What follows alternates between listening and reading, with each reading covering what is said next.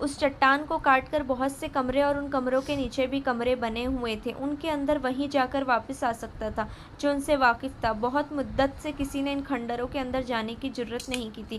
مشہور ہو گیا تھا کہ اندر جنوں بھوتوں کا بسیرا ہے، اندر سانپوں کا بسیرا نور نرند ہی رہی تھا۔ سانپوں اپنوں سے لے کوئی اس کھنڈر کے قریب بھی نہیں گزرتا تھا۔ بڑی خوفناک کہانیاں سنائی جاتی تھیں۔ اس کے باوجود یہ چار آدمی جو لڑکی کو اغوا کر کے لے گئے تھے ان کھنڈروں میں داخل ہو گئے، اور داخل بھی اس طرح ہوئے جیسے یہی ان کا گھر تھا۔ وہ غار نما کمروں اور غلام گردشوں اور اندھیری گلیوں میں بغیر رکے گزرتے گئے۔ آگے مشعلوں کی روشنی تھی، ان کے قدموں کی آہٹوں سے چمگادڑ اڑتے اور فڑفڑاتے تھے۔ چھپکلیاں اور رینگنے والی کئی چیزیں ادھر ادھر بھاگتی پھری تھیں۔ اندر مکڑیوں کے جالے اور کائی بھی تھی۔ وہ چٹان میں بنے ہوئے ایک کمرے میں داخل ہو گئے۔ وہاں ایک آدمی مشعل لیے کھڑا تھا جو ان کے آگے آگے چل پڑا۔ آگے سیڑھیاں تھیں جو نیچے اترتی تھیں۔ وہ سب نیچے اتر گئے اور ایک طرف مڑ کر ایک وسیع کمرے میں داخل ہو گئے۔ وہاں فرش پر بستر بچھا تھا، اس کے ساتھ بڑی خوشنما دری تھی۔ کمرہ سجا ہوا تھا۔ لڑکی کو بستر پر ڈال کر اس کے منہ سے کپڑا کھول دیا۔ لڑکی غصے سے بولی، میرے ساتھ یہ سلوک کیوں کیا گیا ہے؟ میں مر جاؤں گی، کسی کو اپنے قریب نہیں آنے دوں گی۔ اگر تمہیں وہاں سے اٹھوا نہ لیا جاتا تو کل صبح تمہیں جلاد کے حوالے کر دیا جاتا۔ ایک آدمی نے کہا، میرا نام فیض الفاطمی ہے، تمہیں میرے پاس آنا تھا۔ باقی دو کہاں ہیں؟ تم اکیلی کیسے پکڑی گئی ہو؟ رجب کہاں ہے؟ لڑکی مطمئن ہو گئی اور بولی، میں خدا کا شکر بجلاتی ہوں جس نے مجھے بڑی بڑی خوفناک مصیبتوں سے بچا لیا۔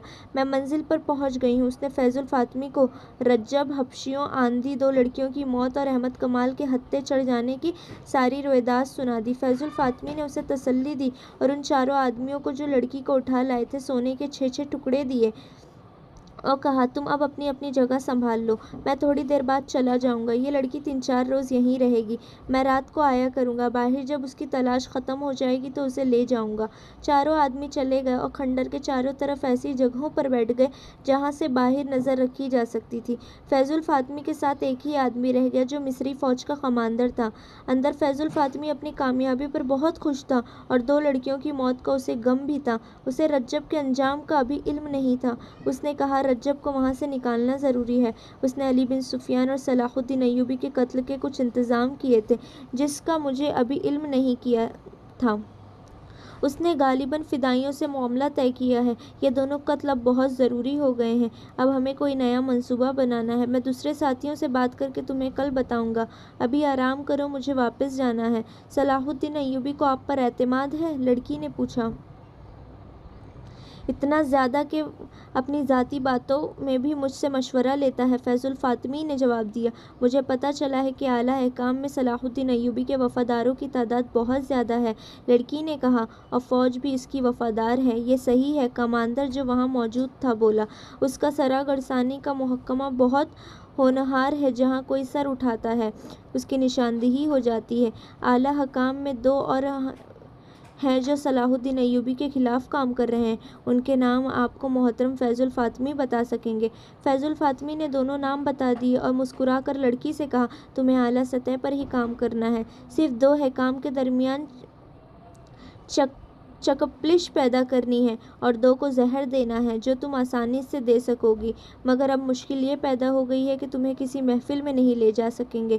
تم پردہ نشین مسلمان لڑکی کے بھیس میں کام کرو گی ورنہ پکڑی جاؤ گی۔ ہو سکتا ہے میں تمہیں واپس فلسطین بھیج دوں اور کسی اور لڑکی کو بلا لوں جسے یہاں کوئی پہچان نہ سکے۔ میرا گردہ بہت ذہین اور سرگرم ہے۔ یہ سالاروں سے نیچے کمانڈروں کی سطح کا گروہ ہے۔ یہ 4 آدمی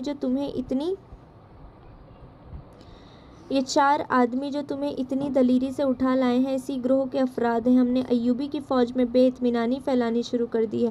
قوم اور فوج کو ایک دوسرے سے متنفر کرنا ضروری ہے۔ اس وقت صورتحال یہ ہے کہ شامی اور ترک فوجی مصری عوام میں اپنے اچھے سلوک، کردار اور لڑنے کے جذبے کی بدولت بہت مقبول ہیں اور عزت کی نگاہ سے دیکھے جاتے ہیں۔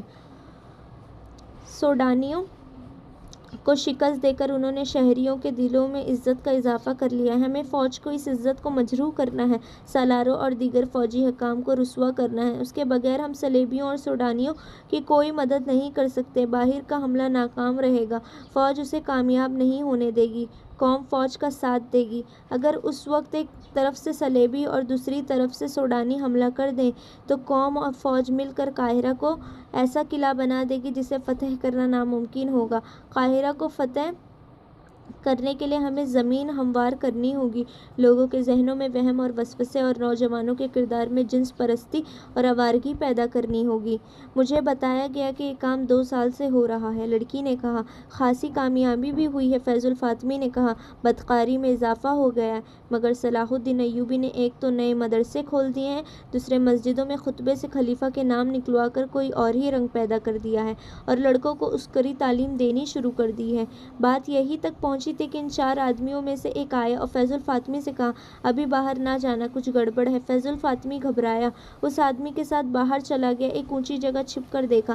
آدھی رات کے پورے چاند نے باہر کے ماحول کو روشن کر رکھا تھا۔ اس نے کہا، تم لوگوں نے بے احتیاطی کی ہے، یہ تو فوجی معلوم ہوتے ہیں، گھوڑے بھی ہیں، تم چاروں طرف سے دیکھو، میں کدھر سے نکل سکتا ہوں؟ میں دیکھ چکا ہوں، اس آدمی نے جواب دیا، یوں نظر آتا ہے جیسے ہم مکمل گھیرے میں ہیں۔ آپ وہیں چلے جائیں، مشعلیں بجھا دیں، وہاں سے نکلنے کی غلطی نہ کریں، وہاں تک کوئی نہیں پہنچ سکے گا۔ فیض الفاطمی کھنڈروں میں غائب ہو گیا اور یہ آدمی جو پہرا دے رہا تھا بلند جگہ سے اتر کر اندر کو جانے کی بجائے دیواروں کے ساتھ ساتھ چھپتا باہر نکل گیا۔ باہر کا یہ عالم تھا کہ 50 کے قریب پیادہ فوجی تھے اور 20-25 گھوڑوں پر سوار تھے، انہوں نے سارے کھنڈر کو گھیرے میں لے لیا تھا۔ یہ پہرے دار ان تک گیا اور ایک فوج سے پوچھا، علی بن سفیان کہاں ہیں؟ اسے بتایا گیا تو وہ دوڑتا ہوا گیا۔ اس دستے کی کمان علی بن سفیان خود کر رہا تھا، اس کے ساتھ احمد کمال تھا۔ پہرے دار نے انہیں کہا، اندر کوئی ایسا خطرہ نہیں ہے، آپ کے ساتھ 2 آدمی بھی کافی ہیں، میرے ساتھ آئیے۔ یہ پہرہ دار ان 4 آدمیوں میں سے تھا جنہوں نے لڑکی کو اغوا کیا تھا۔ علی بن سفیان نے 2 مشعلیں روشن کرائیں، احمد کمال اور 4 عسکریوں کو ساتھ لیا، دونوں